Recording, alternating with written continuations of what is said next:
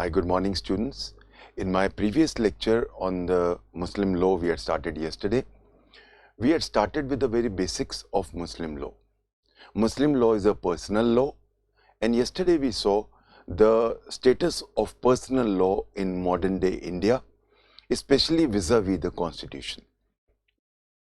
We traced the entire history of Islam yesterday and how Islam has fared through 4 epochs, we can say, 4 phases हैं. पहला phase जो profit Mohammad का है, दूसरा phase उनकी death के बाद जो 4 कैलिफ्स आते हैं उनका है, बैटल ऑफ करबला के बाद. देन द थर्ड फेज जब उमायद्स को अब्बासिड्स ने ओवरथ्रो कर दिया, और चौथा फेज जब मंगोल्स ने कैलिफ को मार दिया था. And then the entire caliphate passed on to the Ottoman Empire, to Constantinople, and and में जाके फिर कमाल अतातुर्क ने कैलिफेट को अबॉलिश ही कर दिया 1927 में. ये हमने पूरी कल हिस्ट्री ट्रेस की थी इन माय प्रीवियस लेक्चर. ये ज़रूरी है हिस्ट्रीज, क्योंकि जिस लॉ को हम पढ़ने जा रहे हैं उसका हमें बैकग्राउंड पता होना बहुत ज़रूरी है. And that is the reason why whatever we read yesterday is very important to understand the very basics of Muslim law as they exist today. Now we come to Muslim law का हम basic चीज पे जो spirit पे आते हैं. पहले spirit क्या है पूरे मुस्लिम लॉ की? What is the governing ethos of entire Muslim law? So please remember, पूरा मुस्लिम लॉ शरीयत पे बेस्ड है. इसलिए before we start Muslim law, it is very necessary that we should understand what is shariat. See, जो शरीयत word है वो आता है शरिया से. शरिया basically means the right path. Right path, शरिया अरबिक का वर्ड है. एक्चुअली क्या होता है कि जो रास्ता पानी को जाता था उसको शरिया कहते थे. अब ये actually this path leads to heaven. तो वो पाथ जो एक मुसलमान को हेवन ले जाएगा, वो पाथ जो उसको ट्रेड करना है अपनी सारी उम्र, that path which any Muslim must trade, the path is being shown by Allah himself. And that is the reason why Shariat, coming from the word Sharia, is it's a divine law. शरीयत को हम कई बार कानून इस्लामी भी कहते हैं. As I said, शरीयत, हमारा प्रॉब्लम क्या है कि आजकल जो हम इतने, जब खासकर आप लोग तो सब छोटे हो बहुत, आपने जब से होश संभाला है तो आप ये टेररिज्म वगैरह देख रहे हो, तो हमेशा एक शरीयत का मतलब ये हमेशा लगता है लोगों को कि हाथ काट देना या स्टोन टू डेथ. नो, गलत, टोटली गलत. शरीयत is a complete way of life. शरीयत सिर्फ पनिशमेंट नहीं है. सी, जस्ट एज हम अगर हिंदू लॉ में इसका एक पैरेलल लें, हिंदू लॉ के जो हमारे 4 वेदा हैं, ऋग्वेदा, यजुर्वेदा, समरवेदा, अथर्ववेदा, इनके अंदर कोई लॉ नहीं दिया हुआ कि हिंदू लॉ चलो जी ऐसा ऐसा ऐसा. नो, इट इज, उसमें से लॉ निकलता है. हिंदू लॉ में क्या होता है कि इसीलिए बाद में जो स्मृतिज आई उनमें से इसको इथॉस रख के इन 4 वेदों को अब लॉ कल आउट किए, लॉ बनाए. हिंदू लॉ में और मुस्लिम लॉ में सबसे बड़ा फर्क क्या है? हिंदू लॉ में जो शुरुआत होती है हमारे 4 वेदा से, चाहे ओल्डेस्ट बीइंग द ऋग्वेदा, उनमें फिलॉसफी है कि ये अच्छा है, द राइट, द रॉन्ग, ऐसा करना है, ऐसा नहीं करना. उसके बाद उनको how do we achieve this. तो वेदों के लास्ट पार्ट में ये चीज लिखी होती है, the procedure, how to achieve. It is later on that Manu Smriti, Yajnavalkya Smriti and Narada Smriti तो जो लॉ पर से, प्योर लॉ जिसको हम कहते हैं, वो बाद में आता है. And that all had to be culled out from the philosophies which were laid down by the four Vedas.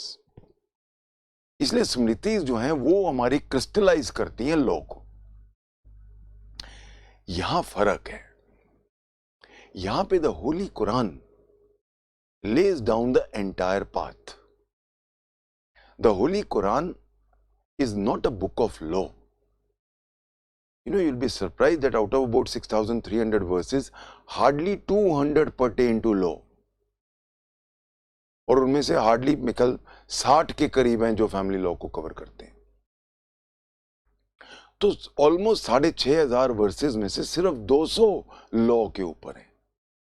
But unlike the Hindu law, जहां पे बाद में मनु ने या याज्ञवल्क्य या नारद ने अपनी स्मृतिज में लॉ को क्रिस्टलाइज किया, उसमें हमने सब्सटैंटिव लॉ मनु में आ गया और प्रोसीजरल लॉज ज्यादातर याज्ञवल्क्य और नारद स्मृति में आते हैं. यहां ऐसा नहीं है. यहां this is a comprehensive code of conduct. It is not law. Law is a minuscule part. ये हमेशा ख्याल रखना है. इस्लाम इज नॉट, और the holy Quran is not a book of law. Islam is a way of life, just as Hinduism is a way of life. हम सबको naturally because we are living in a Hindu predominated country, तो हम सबका एक जो नजरिया है इस्लाम का, वो सिर्फ उनके आईज से है जो हम अभी तक ब्लड शेड वगैरह देखते आए हैं या जो टेररिज्म हम देखते आए हैं. It is a very I will say a very narrow view to see any religion. I have gone through the Holy Quran 2-3 times so that I could teach you better, and I have seen that in all the ayats there is nothing negative. Not a single ayat is negative. उसके अंदर जो law भी हैं वो बुने हुए हैं, वो इंटरलिंक्ड हैं कि आप चोरी नहीं करोगे, और अगर चोरी करोगे तो आपके हाथ काट देने चाहिए, या अगर कोई जिना करता है, अडल्ट्री करता है, तो उसको पत्थर से मार देना चाहिए. इस तरह इंटरलिंकिंग्स है. There is no nothing called criminal law और civil law, or this is the procedure. They are all intertwined in the ayats with the philosophy. और अगर हम उन हालात को देखें जब होली कुरान लिखी गई थी, वो हालात ऐसे थे कि there was complete chaos in the society. Pandemonium raged widespreadly. There was sociological chaos. There was inequality. There was sexual promiscuity. जितनी मर्जी शादियां कर लो, जितनी बार मर्जी डिवोर्स कर दो, मोटा मैरिज तक अलाउड. तो as a result women became literally like playthings. And I must say that it is a tribute to the Prophet that he for the first time, हमें लगता है कि इस्लाम औरत को इज्जत नहीं देता. उल्टा है. बिकॉज मैंने इतना डीप स्टडी किया, that's why I can tell you. In fact prophet Mohammed को ये पूरा एक श्रेय देना पड़ेगा कि उन्होंने एक ऐसे टाइम पे जबकि टोटल सोशियोलॉजिकल सेक्सुअल एनार्की थी, उसको उन्होंने रोका उस टाइम में, और फिर विमेन को इज्जत दी. इसीलिए अगर कोई अडल्ट्री करता है तो इट इज नॉट कि विमेन को हम पत्थर मारेंगे, आदमी को भी मारेंगे. Because he wanted a society which was pure and simple. He did not want sexual anarchy, जो अरब ट्राइब्स में प्रिवेलेंट थी. This is a reason. अगर हम देखें, नो डाउट हम बहुत क्रिटिसाइज करते हैं कि तलाक का वो, पर वो अगर उस टाइम पे बिल्कुल एक फुल स्टॉप लगा देते तो रिवोल्ट हो जाता सोसाइटी में. इसीलिए उन हालात में जो उन्होंने किया, it was a stupendous effort, it was a wonderful effort by one person. और वो भी एक्सेप्ट होना, वो भी जब उनके खिलाफ जूज, क्रिश्चियंस सारे मिलके आर्मीज भेज रहे हैं उनको मारने के लिए, उनको हराने के लिए, ऐसे. और 10 साल थे उन because he died early. It is no doubt a tribute to his genius that all these things happened. You know, you are all going to be judges and we are all students of law. We must see things dispassionately. We should not have colored visions. इस्लाम के बारे में मुझे बहुत सारे लोग मिलते हैं जिनके कलर्ड विजन्स हैं. वो कलर्ड विजन्स का एक बहुत बड़ा रीजन है जो इंडिया पाकिस्तान का बंटवारा हुआ था और उसमें बहुत सारा ब्लड शेड हुआ था. उससे कहीं ना कहीं एक मन में आ गया. I have hundreds of friends who are Muslims. In fact, one of my roommates in my IPS he's a Muslim, and we had the best possible friendship even today. And I know, I've seen his culture very closely. It's a very fine culture, बहुत अदब का culture है. So पहला point ये है कि let's open the windows and doors of our minds. Let us see things in the right perspective. What is good is good. What is wrong is wrong. All religions came much earlier, centuries and centuries earlier. All religions over a period of time, any religion, for that matter, does gather what we call dead wood. Her religion में होता है. वो dead would हटाना आजकल law का काम होता है. I hope everybody is clear about, first, when we are starting Muslim law, we must have our perspective absolutely clear and balanced. You know, इस्लाम के, जैसे कि मैंने बोला, इस्लाम का मतलब होता है, it's a Arabic word which means basically submission, peace. और जो इसको फॉलो करता है, मुस्लिम का मतलब वही होता है जो one who submits to God. What are the 5 basic aspects which a Muslim must follow? 5 pillars हैं इस्लाम के.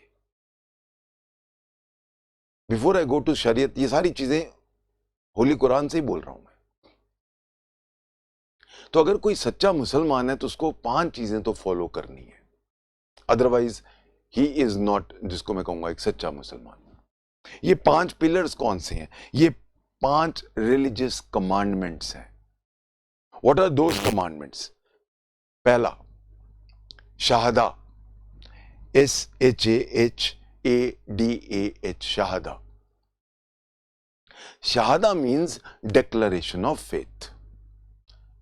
Shahada means declaration of faith that there is only one God and there is only one person who he has sent to represent him, and that is Muhammad. इसीलिए जो इसको हम कहते हैं कलीमा. ये कलमा जो है, ये हर मुसलमान के घर में आप एंटर करो तो वो लिखा होता है. एंड वो that is basically there is only one God, ला इलाहा इल्लल्लाह मुहम्मदुर रसूलुल्लाह. ये बेसिक है. कोई भी अगर इस चीज को एक्सेप्ट नहीं करता तो वो मुसलमान नहीं है. This is the first basic thing, Shahada. Second, he must pray 5 times a day. This is a ritual.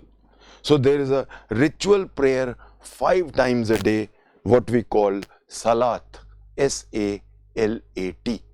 पहला हो गया शहादा, इन विच कलमा पढ़ना जरूरी है, बिलीव करना जरूरी है. दूसरा सलात, SALAT, जिसमें ritual prayers 5 times a day must है। थर्ड, ज़कात, ZAKAT। ज़कात means every Muslim must donate 2.5% of one's savings to the poor and needy।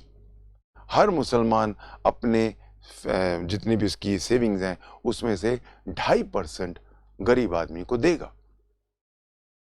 Fourth is sawm, SAWN। चौथा पिलर है sawm. Sawm means fasting and self control during Ramzan, during the holy period of Ramzan. Ramzan एक रमदान या रमजान जैसे हम बोलते हैं, रमजान भी कहते हैं कि लोग। Ramzan marks the beginning of the first of the year of the Muslims. तो इसलिए रमजान जो होता है उस फास्टिंग से और पूरा सेल्फ कंट्रोल होता है हर चीज का, वो ये हर मुसलमान को करना जरूरी है। एंड लास्ट थिंग इज हज।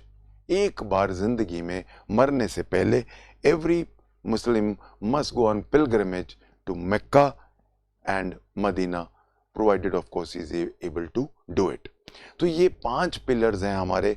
हर मुसलमान, अगर वो मुसलमान है तो ये 5 चीजें जरूर फॉलो करेगा: शहादा, सलात, ज़कात, सौन एंड हज।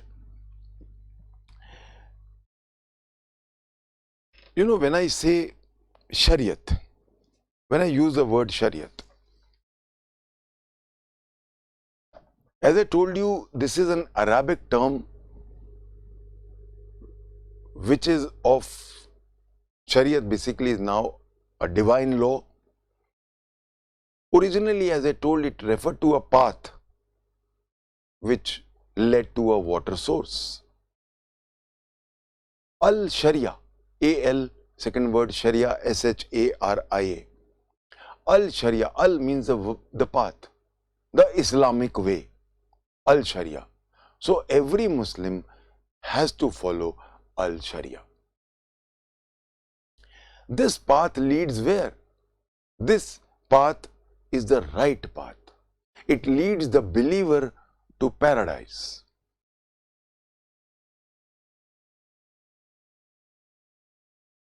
God's plan is to order all human activities. इंसान क्या करेगा, भगवान आपको रास्ता, अल्लाह आपको रास्ता दिखाता है। As I told you, Shariat is not law only. Shariat is a complete code of conduct. Shariat is a moral code. It's a religious code. It's a code which deals with crime, politics, economics, and even personal matters like prayer, diet, hygiene, even sexual intercourse, and everyday etiquettes. हर चीज, everything is covered by Shariat. This is a law which is not, this is a code, ये code बनाया नहीं जा रहा, ये code हमेशा से था। ये नहीं कह सकते कि the Holy Quran is being written. The Holy Quran already always existed. Allah always existed and Allah's teachings always existed. It is now that we are putting it in black and white. Those belong to the principles which are always universal and which are always permanent. ये जो principles हैं, ये बनाए नहीं जा रहे, ये थे, ये अल्लाह ने बनाए हुए थे। हम आपको सिर्फ बता रहे हैं, ये पहले थे, आज लिख रहे हैं और आगे भी रहेंगे। इसीलिए इनको इंसान चेंज नहीं कर सकता, क्योंकि ये अल्लाह का वर्ड है। और क्योंकि इंसान चेंज नहीं कर सकता, this is the reason why it is so difficult to codify Muslim law, because we can't change Muslim law, because Muslim law or Shariat is basically ordained by God Himself, by Allah Himself. That is the reason whenever there is any endeavor by the Parliament to touch any of the aspects, it is met with widespread revolt, criticism, and naturally aggression also. You know, as I said, Shariat is a complete code. Let us see small, थोड़ा फर्क देखते हैं, चीजें देखते हैं जो शरीयत में आती हैं. What all are included in शरीयत, पहले एक बार ये देखते हैं. There are many types of jurisprudences which are covered in Shariat. Let's take a few examples. For example, there is in the entire Shariat, we have what we call criminal jurisprudence. जब मैं criminal jurisprudence की बात करता हूं, तो we have in this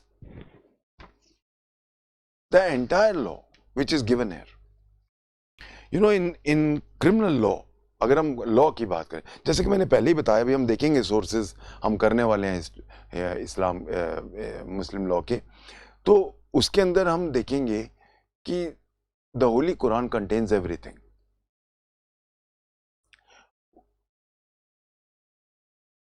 As far as criminal law is concerned, in the Holy Quran, Shariat, the classic Shariat जो है हमारा, it identifies the most serious crimes. These crimes are sins against Allah. And hence, since you are committing a sin against Allah Himself, that is why we are giving you mandatory punishments. वो punishments क्योंकि आप अल्लाह के खिलाफ sin कर रहे हो. Some of these I will just we will discuss. पहली category, adultery. ये अल्लाह के खिलाफ sin है. Death by stoning, इसका अब naturally mandatory punishment है. Highway robbery, उसका एक ही वे आंसर है execution, crucifixion, exile, या फिर राइट हैंड और लेफ्ट फुट काट देना. ये पनिशमेंट्स लिखी हुई हैं. थेफ्ट में राइट हैंड काट देना है, सेकंड ऑफेंस में लेफ्ट फुट काट देना है, और बाकी ऑफेंसेस के लिए इंप्रिजनमेंट है. अगर कोई स्लैंडर करता है, किसी के लिए गलत बातें बोलता है, डिफेमेशन करता है, स्लैंडर इज डिफेमेशन वर्बल, उसको 80 लैशेस, 80 कोड़े पड़ेंगे. ये अगर कोई दारू पीता है, ड्रिंकिंग वाइन या इंटॉक्सिकेंट लेता है, 80 कोड़े, 80 lashes. So you know these are written in these punishments are given in the Holy Quran itself. शरीयत बताता है. We have the concept of retaliation. For example, murder में या bodily injuries में, the victim or his next in kith and kin had the right of retaliation. यहीं से आता है eye for an eye, tooth for a tooth. So that means normally अगर कोई murder हुआ, तो जो विक्टिम था, उसका फादर या जो भी था, वो मर्डरर का सिर काट सकता था by a sword. Similarly, if someone lost sight of an eye, he could retaliate by putting a red hot needle in the eye of his attacker. ये थी दूसरी कैटेगरी. तो पहली कैटेगरी थी, 3 कैटेगरीज हैं क्राइम की, depending on the nature of the crime. पहली वाली जो मैंने आपको बताई अभी, वो सिन अगेंस्ट अल्लाह है, उनमें तो फिक्स्ड पनिशमेंट्स थी. दूसरी वाली रिटेलिएशन कर सकते थे आप, वगैरह वगैरह. तीसरी वाली में लेस सीरियस ऑफेंसेस थे. For example, bribery. In cases में जज को को पूरा वो था, he had the discretion of determining क्या पनिशमेंट देना है। ये क्रिमिनल लॉ का पूरा पार्ट हमारा लिखा हुआ है। This is given ordained as a part of, because these are sins against Allah and then sins against men who could again retaliate, and then other smaller offenses जो काजी जो जज होता है वो डिटरमिन करेगा। सिमिलरली क्रिमिनल प्रोसीजर भी दिया हुआ है। We have criminal procedure, you know, we have seen that a notice had to be given, the right to remain silent was there, public trial, impartial judge. There were no juries, of course, at that time. The burden of proving was on the accused. 2 male witnesses चाहिए थे good character के हमेशा। Adultery के case में 4 mail witness चाहिए थे। Circumstantial evidence mostly admissible नहीं था। Female witnesses were not allowed unless कि उनको कोई बहुत स्पेशल नॉलेज हो। और एक बात और है, क्रॉस एग्जामिनेशन बड़ा इंटरेस्टिंग होता था कि अगर सपोज विटनेस आया, विटनेस ने कुछ पूछा, उसके पास कोई जवाब नहीं है, तो वो कहता था ठीक है, तो इस्लाम अलाउज दिस कि उसको बोलो ओथ ले ले। अगर कोई ओथ अल्लाह की ले ले, मामला खत्म हो जाता था। दे उसको से ओके फाइन, सही है, because nobody can dare to take oath of Allah and then escape his wrath अगर वो झूठ बोल रहा है। तो इसीलिए ये सारे प्रोसीजर्स हैं हमारे पास। तो there is an elaborate system of crime and punishment and even of procedure which is given in the Holy Quran. This is what I was saying. the criminal jurisprudence. As far as military jurisprudence is concerned, ये जो criminal jurisprudence में हम 3 words use करते हैं, जहां fixed punishment है, जो first category मैंने डिस्कस की है, उसको हम कहते हैं हद, HUDD, फिक्स्ड पनिशमेंट्स। जहां भी रिटेलिएशन का तरीका होता है उसको कहते हैं किस्सास, QISAS, और जहां ब्लड मनी देते हैं उसको कहते हैं दिया। जैसे फॉर एग्जांपल आई पे money and escape from retaliation, blood money जिसको हम कहते हैं दिया, DIYA। और जहां डिस्क्रिशनरी पनिशमेंट्स होती थी, जहां काजी कोई भी पनिशमेंट दे सकता था, दैट वाज ताजीर, TAZIR। ये हमारा क्रिमिनल ज्यूरिस्प्रूडेंस है जो हमारे शरीयत में लिखा गया है। उसके बाद we have another form, military jurisprudence. Military jurisprudence में क्या होता है? जिहाद। जिहाद could be both offensive and defensive. जिहाद is basically we have, the right to protect our religion. So चाहे हमारे पे कोई रिलीजन को अटैक कर रहा है या हम ऑफेंसिव ले रहे हैं, दोनों में the entire law of jihad is given. Jihad is basically to protect and to extend our religion. Similarly, all the rules of war, of हुदना, which means truce, जब किसी से पीस करनी है, ये सारा भी शरीयत में दिया गया है। We then come to marital jurisprudence. जहां तक मैरिटल jurisprudence का सवाल है, प्यूबर्टी का रोल, एडल्ट जब होगा तभी उसकी शादी करेंगे। A man could refuse to accompany her husband. The wife had a right to food, clothing, housing, and a marriage gift. Inheritance के पूरे laws.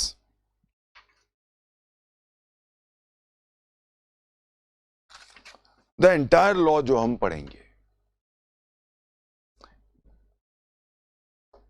what we will call the entire family jurisprudence. उसके अंदर inheritance का पूरा succession का law, उसमें sharers, रेजिडरीज and others. Will का तरीका क्या होगा? वसीयत। गिफ्ट्स कैसे देने हैं? हिबा। प्रीएम्पशन, शूफा कैसे किया जाएगा? निकाह कैसा होगा? कितने तरह के होंगे? तलाक कैसे होगा? हस्बैंड वाइफ का आपस का रिलेशनशिप कैसा होगा? हस्बैंड की ड्यूटीज क्या है? वाइफ की ड्यूटीज क्या है? Everything, all this comes in family and marital jurisprudence. ये सारी चीजें शरीयत में लिखी हुई हैं। We then have theological obligations. Theological का मतलब होता है concerning religion. Theology always means concerning religion. तो रिलीजियस ऑब्लिगेशंस क्या हैं, ये भी हमारे पास शरीयत में दिए गए हैं। तो थियोलॉजिकल ऑब्लिगेशंस, फॉर एग्जांपल हज पे जाना है, या रिचुअल्स फॉर एग्जांपल काबा, जहां पे वो हम देखते हैं ना, जहां बर्थ प्लेस, जहां वो स्ट्रक्चर है, उसके 7 बार चक्कर मारना है, या फिर सारे जो हज के रिचुअल्स हैं, स्टोनिंग द डेविल का है, या 5 टाइम्स प्रेयर करनी है आपने, 5 टाइम्स प्रेयर कैसे करनी है आपने, वो सारा बताया हुआ है। फ्यूनरल प्रेयर्स कैसे होंगे, जिसको हम सलाते जनाजा कहते हैं, वो सारी चीजें। तो बेसिकली रिलीजन से सारी चीजें जो कनेक्टेड हैं, all of them are given in great details. For example Eid कैसे मनानी है, ईद उल जोहा यानी जिसको हम बकरीद कहते हैं, वो कैसे करना है, या ईद उल फितर जो रमजान के बाद आती है, जिसको हम मीठी ईद कहते हैं, सेवियां बनती हैं, वो कैसे करना है। रमजान में क्या करना है, रमजान में आपको कैसे कैसे अब्सटेन करना है। You have to keep your mind pure, not only your mind pure, you have to keep sexual abstinence also. आपका बिल्कुल मतलब आपको, you have to become one with Allah. कब नहीं खाओगे, कितने बजे खाओगे, क्या करोगे, सारी चीजें लिखी हुई हैं। All this comes under theological obligations. Basically Eid ul Zuha की हम अगर बात करें, उसकी मैं थोड़ी सी कंफ्यूजन दूर करना चाहूंगा।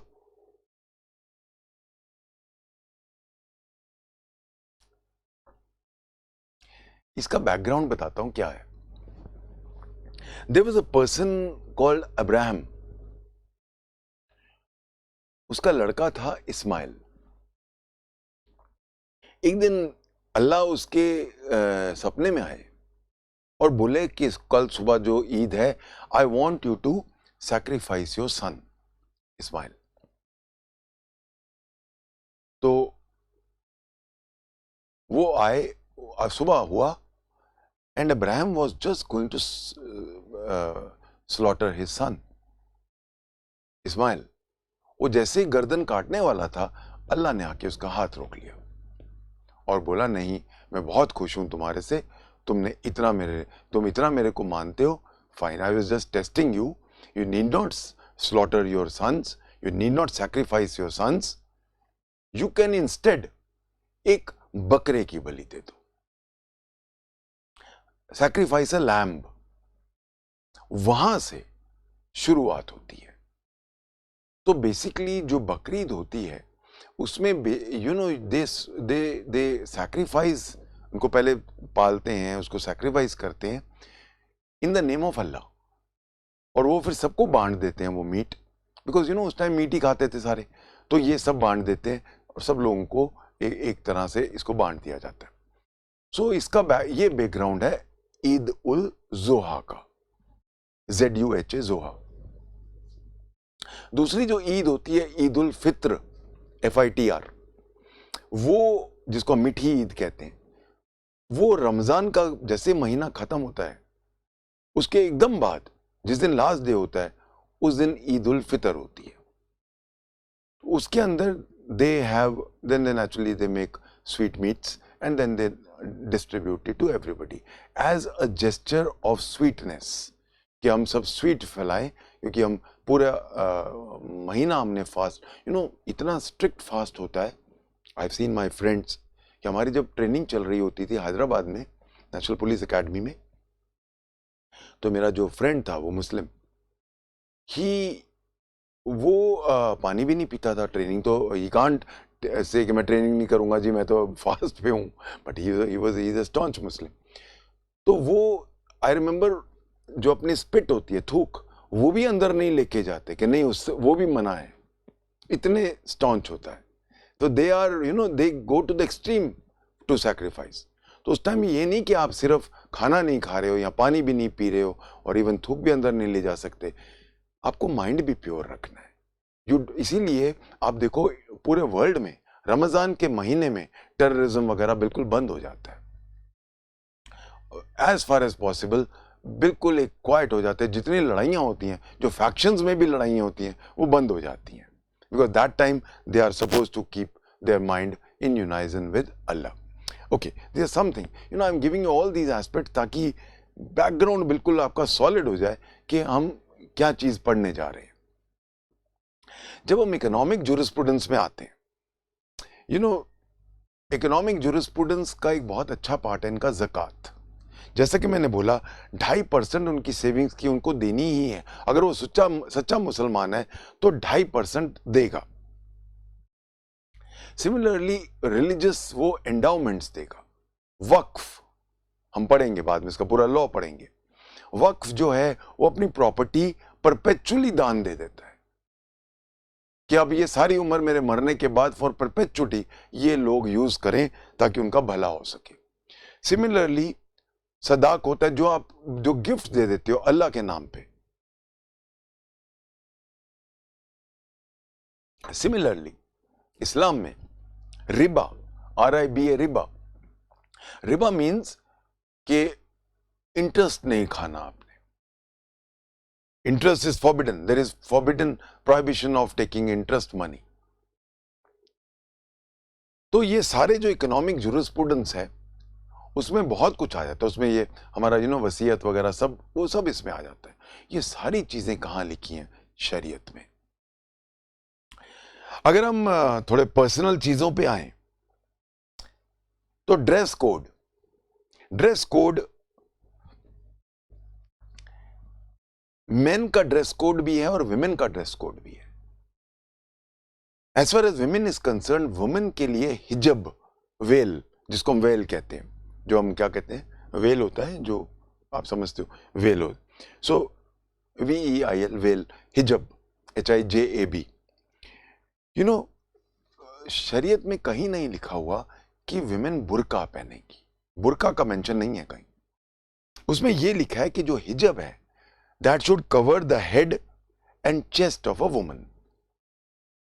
जो बड़ी हो चुकी हैं लड़कियां, जो प्यूबर्टी ले चुकी हैं, specially in the presence of males, they must cover their head and naturally their chest. The Holy Quran says that the women should dress modestly and cover their chest and genitals. ये बाद में जो legal systems हमारे बनते गए, उन्होंने device किया है बुर्का. कुरान शरीफ में कहीं नहीं लिखा है बुर्का. ये तो बाद के जो लीगल सिस्टम्स हमारे डेवलपमेंट होती गई, तब हम बुर्का, वो वेल को बुर्का ही बना दिया. Basically it is said that the woman should be dressed up well in the sense that head and chest must be properly covered. As far as dietary laws are concerned, diet की भी jurisprudence है. They have a system of slaughter called Dhabia, DHABIHAH, Dhabia. Dhabia basically means the झटका नहीं खाना है आपने, हलाल करना है. In other words, the spinal cord should be intact, only the veins and the arteries should be cut off. तो उसका spinal cord नहीं कटनी चाहिए, वो एक खासियत है। फ्लैश ऑफ अ स्वाइन, सुअर का मीट नहीं खाना है। द रीजन बीइंग, सी हमारे भी यहां जैसे हिंदूज में गाय का मीट नहीं खाना है। द रीजन बीइंग कि गाय को हम एक मां का दर्जा देते हैं। बच्चा जब पैदा होता है तो उसको गाय का दूध देते हैं, तो एक तरह से मां का रोल प्ले करती है गाय।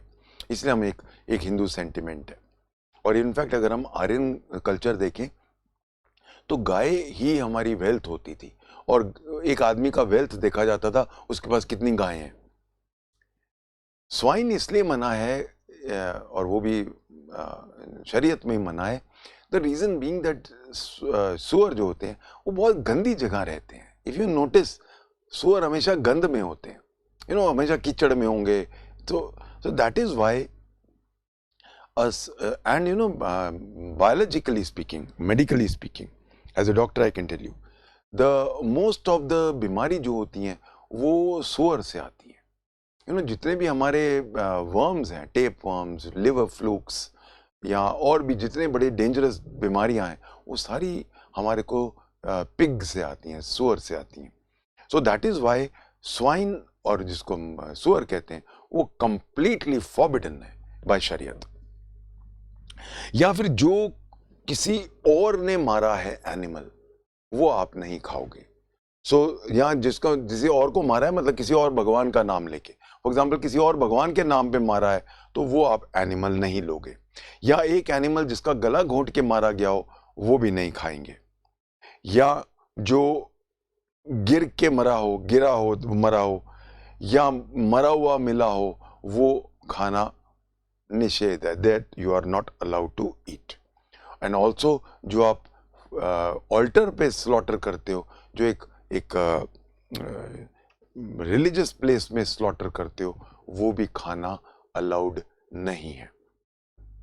सो all these are dietary habits, और रादर फूड जो हम बात करते हैं। एक चीज बड़ी इंपॉर्टेंट और बहुत अच्छी है शरीयत में, which is hygiene. Hygiene and purification के जो जूरिस्प्रूडेंस है हमारे पास, वो शायद ये पहला ऐसा एक रिलीजन है, पहला ऐसा एक शरीयत कोड है जिसके अंदर हाइजीन के ऊपर बहुत ज्यादा तवज्जो दी गई है, बहुत ज्यादा वेटेज है।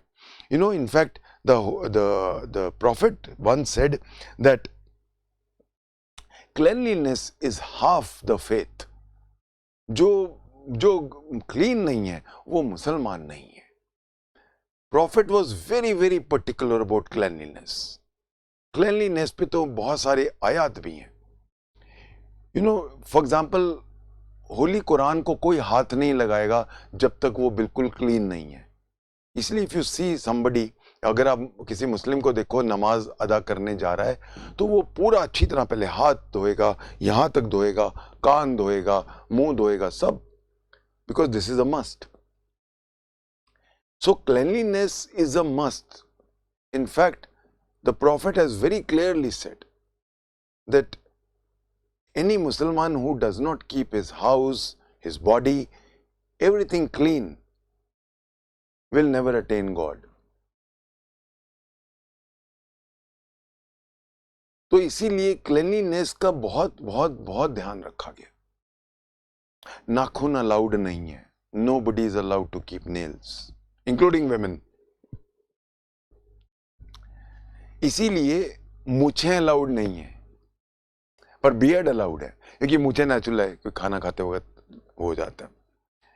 That is why when the child is born, he is circumscribed, his penis is circumscribed. Also cleaning of the nostrils, of the mouth, abstinence of sexual intercourse in certain conditions. ये सारी चीजें जो हैं ये hygiene में आती हैं, और बहुत बहुत पर्टिकुलर है शरीयत इसके बारे में। अगर हम जनरल कस्टम्स की बात करें, बहुत सारी चीजें शरीयत ले डाउन करता है।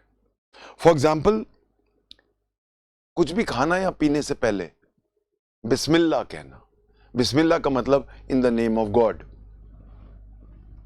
Always using the right hand for eating and drinking, for obvious reasons. किसी को मिलना है तो उसको बोलना है अस्सलाम अलैकुम। अस्सलाम अलैकुम means peace be on you, और वो जो जवाब देगा वो कहेगा वाल अलैकुम असलम, यानी कि peace be on you also. This is how you will address each other. देन जैसे नया बच्चा पैदा होता है उसके कान में अजान बोलनी है। बरियल रिचुअल्स, प्रेयर्स क्या है, कॉफिन कैसा होगा, उसका कपड़ा क्या होगा, ग्रेव कैसी होगी, जो आपका ग्रेव्स है वो कैसी होंगी। इसके अलावा good manners, the profit was very very adamant on these things. A Muslim must always be, तहजीब होनी चाहिए, गुड मैनर्ड होना चाहिए, डिसेंट होना चाहिए, he should not be vulgar, he should always have decorum, जिसको शरीयत में बोला गया अदब, उसमें अदब होना चाहिए। he should refrain from using bad language। अब मैं आयात को ही कोट कर रहा हूं, वन ऑफ द आयात्स of the holy Quran, the best among you are those who have the best manners and character। ये बेसिक्स है। So I hope now everybody has understood what is शरीयत। हमारा सबका सोच थी कि शरीयत तो मतलब है जी हाथ पैर काटते रहो, शरीयत तो मतलब है जी मार पिटाई।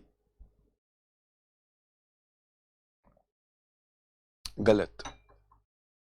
शरीयत is a complete code of conduct. It's a complete code which lays down the path to go to Jannat. I hope everybody's understood this शरीयत। बाई चांस कभी शरीयत पे कोई क्वेश्चन आ जाए तो मैंने आपको बहुत डिटेल में लिखवा दिया है, 5 नंबर का हो सकता है कभी आ जाए। हमेशा याद रखना है शरिया basically means the path which actually Arabic में it led to water, and now it means the path which will lead the believer to go to heaven. Also it is not law per se, it is not pure law, it is a jurisprudence which covers each and every aspect of everyday's life of a Muslim, and then go on to discuss the headings जो मैंने मोटी-मोटी दी हैं, just write these pages. You know, my lecture will not be complete if I do not discuss another word, क्योंकि ये word exam में आया हुआ है, and that word is called fiqh, F-I-Q-H, fiqh। fiqh का जहां तक सवाल है, fiqh is Islamic jurisprudence।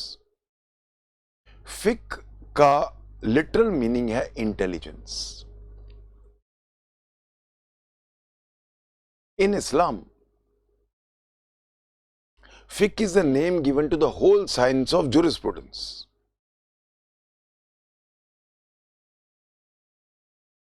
एक आदमी जब अपनी इंटेलिजेंस यूज करके,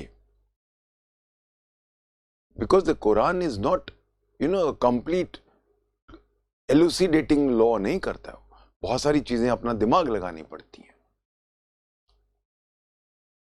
तो जब आप कोई चीज दिमाग लगा के आप इंटरप्रेट करते हो, उसको हम कहते हैं फिक्र। तो इंटरप्रेट करने में सक्षम कौन है? जो इंटेलिजेंट है, जिसको कुरान के बारे में पता है, जिसको इथॉस पता है, दैट इज कॉल्ड फिक्र। फिक्र is the human understanding of शरीयत। प्लीज क्विकली राइट डाउन, ये एक बहुत इंपॉर्टेंट क्वेश्चन है जो मैंने देखा है कि 2-3 बार आया हुआ है। फिक्र, F-I-Q-H। quickly write down please, this question comes, write short notes on fiqh। the word fiqh literally means intelligence। in Islam, fiqh is the name given to the whole science of jurisprudence।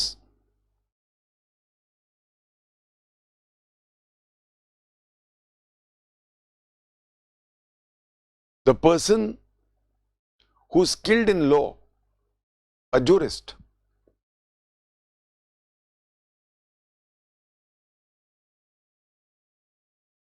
can independently interpret what is correct and what is wrong. The Holy Quran is not a complete a compendium. It is not a complete compendium of every aspect of life. The 6,300 odd verses of the Holy Quran cannot cover each and every aspect of human life. Hence, it is left to the intelligence of a jurist to see the meaning underlying the thoughts given in the Holy Quran and interpret their actions as per the Holy Quran. Sharia is the divine law as revealed in the Holy Quran. Fiqh is the human understanding and interpretation of Sharia. Fiqh is developed through interpretation by Islamic jurists. A jurist is called a faqih. Jurist is called a faqih, F-A-Q-I-H, who's an expert in matters of Islamic legal matters.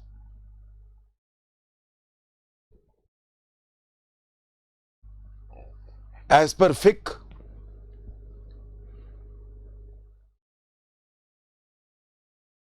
things may be white, which is the color of moral beauty, or things may be black, the color of moral ugliness, and some things may be gray, which means neither morally beautiful nor morally ugly. The entire mass of human actions have to be classified in these three categories.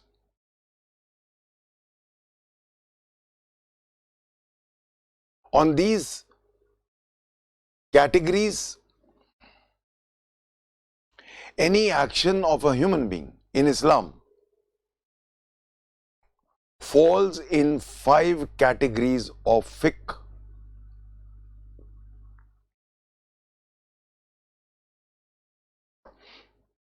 Before I discuss these 5 categories, let me quickly again revise fiqh होता क्या है. जो हमारा होली कुरान है या सुन्ना है profit का, वो पर्याप्त नहीं है. एक एक चीज थोड़ा ना बताई गई है. फॉर एग्जाम्पल, कोई ग्लटन है, बहुत ज्यादा खाता है. अब ये कहीं पाप भी नहीं है पर अच्छी बात भी नहीं है, बीच की चीज है. कुछ चीजें हैं जो बिल्कुल मना है, कुछ चीजें हैं जो बहुत अच्छी हैं, जो करनी है. कुछ चीजें जो करो तो ठीक है, नहीं करो तो अच्छा है. तो ह्यूमन एक्शंस जो हैं वो हमें इंटरप्रेट करने पड़ेंगे as per the human interpretation of what is needed, what is wanted. शरीयत क्या चाह रहा, what does the holy Quran want. तो all acts of human beings, क्योंकि इतने मास एक्शन, हजारों लाखों एक्ट्स होते हैं, तो उनको हम क्या बोलें, उनको हम कौन से कैटेगरी में लेके जाएं. तो we have black and white. White means जरूर करने से आपको अल्लाह की ब्लेसिंग मिलती है, और ब्लैक करोगे तो डंडा पड़ेगा.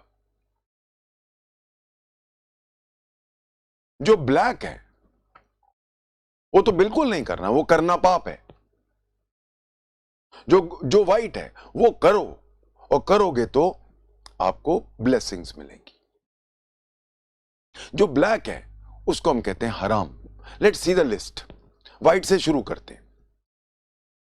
जो करनी चाहिए, जो हर मुसलमान को करनी चाहिए, और अगर करते हो तो बहुत अच्छा है, दैट इज कॉल्ड वाजिब। वाजिब हम कहते हैं ना, वाजिब चीज से वाजिब बात है, तो वाजिब WAJIB, ऑल्सो कॉल्ड फर्द FARDH। वाजिब इज इनफ। तो वाजिब इज स्ट्रिक्टली एंजॉइंड, जरूर करना है। सो व्हाट विल बी वाजिब? जो हम कहते हैं जरूर करो, strictly enjoined. These acts are mandatory, ये करने ही करने हैं। अगर आप नहीं ये करते तो फिर आप गलत कर रहे हो। For example, saying 5 prayers a day, ये मैंडेटरी है, वाजिब है। नहीं करोगे तो गलत माना जाएगा। दूसरा, मंदूब, MANDUB। मंडूब मीन्स सिंपली एडवाइज्ड, ऐसा करना चाहिए। एक तो है, पहला क्या था, करना पड़ेगा, नहीं करोगे तो गलत कर रहे हो। दूसरा, कर लो। सो सिंपली एडवाइज्ड, मंडूब, MANDUB। These acts are recommended, ये करनी चाहिए। These are good deeds if done, but if they are not done, it is not a bad deed. For example, extra prayer आपने और 5 से ज्यादा और प्रेयर कर ली, तो जहां पे एडवाइज्ड है, तो जहां पे वाजिब है, आपने नहीं किया तो गलत है, आप सिन कर रहे हो अल्लाह के खिलाफ। मंडूब में हम एडवाइस करते हैं, नहीं करते तो चलो हम बुरा नहीं मनाएंगे, पर करना चाहिए। एक्स्ट्रा प्रेयर कर ली for example.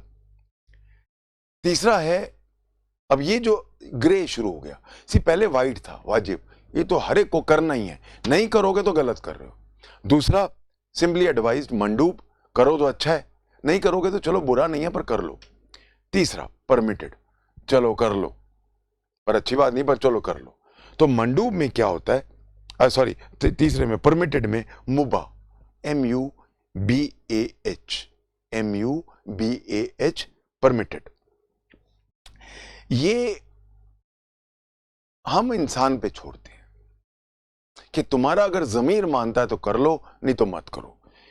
So they are neither good और bad, but they are left on the individual to decide. For example, eating, over eating. Over eating हर रिलीजन मना करता है, क्योंकि ओवर ईटिंग का मतलब है, वो मान के चलता है रिलीजन कि ओवर ईटिंग का मतलब है आप किसी का हक खा रहे हो, किसी और को खाना था वो आप खा रहे हो, तभी ओवर ईटिंग हो रही है आपकी, तो आपकी माइंड है। तो इसके लिए मुबा, MUBAH। Now this is grey. उसके बाद डार्क ग्रे की तरफ हम बढ़ रहे हैं, ब्लैक की तरफ बढ़ रहे हैं। द फोर्थ वन इज मकरू, MAKRUH, नॉट एडवाइज्ड, ऐसा मत करो। दीज एक्ट्स आर डिटेस्टेड, अच्छा नहीं मानते। Not doing it is a good deed, but doing it हम बुरा नहीं कहेंगे, not a bad deed, but ना करो हम कहेंगे। For example, growing long nails, even women they are not allowed to grow long nails. तो आप वो कर लिए, वैसे मत करो, कर रहे हो तो चलो हम इसको पाप नहीं मानेंगे, पर ना ही करो। सो विच मीन्स नॉट एडवाइज्ड, अनएडवाइज्ड। और पांचवा जो फिक में आता है वो है टोटली प्रोहिबिटेड, ब्लैक, हराम। हम कहते हैं ना, हराम का खाता है, प्रोहिबिटेड है। So haram is totally prohibited. That means doing such an act is a bad deed and not doing it is a good deed. तो ऐसा करोगे तो बहुत बुरा है, और नहीं कर रहे हो तो बहुत अच्छा है।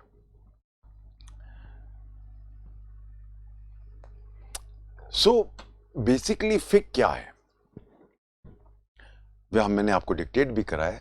फिक एक इंटेलिजेंस है जो हमारे आयात हैं, जो हमारे पास होली कुरान है, उसके अंदर से जो इथॉस है हमारे, क्योंकि नेचुरली ह्यूमन एक्शन, हर एक्ट तो नहीं लिखा जा सकता ना कि मैं कॉफी पी रहा हूं कि कॉफी पीना अलाउड है कि नहीं, पर अब नेचुरली ज़्यादा कॉफ़ी पी रहा हूँ, अब वो नॉट एडवाइज्ड है। सो ये मुझे खुद डिसाइड करना है। तो हमारे अब हज़ारों काउंटलेस ह्यूमन एक्शंस होते हैं, हर चीज़ तो लिखी नहीं जा सकती, तो इसीलिए हम जूरिस्ट पे छोड़ते हैं कि वो अब फिक इसको डिसाइड करे, उसका इंटेलिजेंस निकाले, उसकी इंटरप्रिटेशन निकाले कि मेरा एक्ट कौन से में आएगा।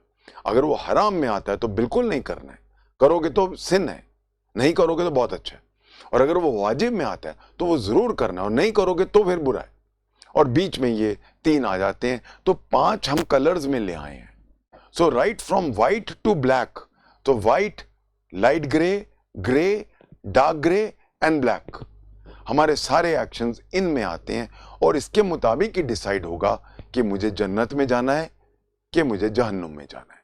According to that, see please remember, Christianity में और इसमें क्या होता है, दोनों में एक चीज कॉमन है। Why do they not burn their dead? हम उनको ग्रेव्स में रखते हैं क्योंकि on the day of resurrection in Christianity, और जो हम इस्लाम में कहते हैं कयामत का दिन, उसमें सारी ग्रेव्स में से बाहर आएंगे और फिर उनका लेखा जोखा होगा कि तुमने ये एक्ट किया था, ओके, तुम्हारा सिन ज्यादा है, तुम्हारे गुड एक्ट्स बुरे हैं, कम है, चलो हेल में जाओ। तुम्हारे गुड एक्ट्स ज्यादा हैं, तुम्हारे सिन कम है, चलो भैया तुम्हारी टिकट है हेवन की, जन्नत की। Similar is in Christianity. So please remember, ये सारे जो हमारे एक्ट्स हैं, इसीलिए शरीयत कहता है कि अपना हर एक्ट करने से पहले याद रखना कि हर एक्ट तुम्हारा आपकी किताब में लिखा जा रहा है। On the day of qayamat there will be a complete day of reckoning, पूरा लेखा जोखा होगा, and then we will decide whether you are going to heaven और हेल। इसलिए एक एक एक्ट जो होता है वो सोच समझ के करना है। अब वो करना है कि नहीं करना, दिस द फिक has decided for us. So I hope now everybody is clear about the ethos of Muslim law. What is Shariat? What is fiqh? And what is the actual ethos of Islam? I hope everybody mind is absolutely clear. In my next lecture, we will now go to the sources of Muslim law. Thank you. God bless.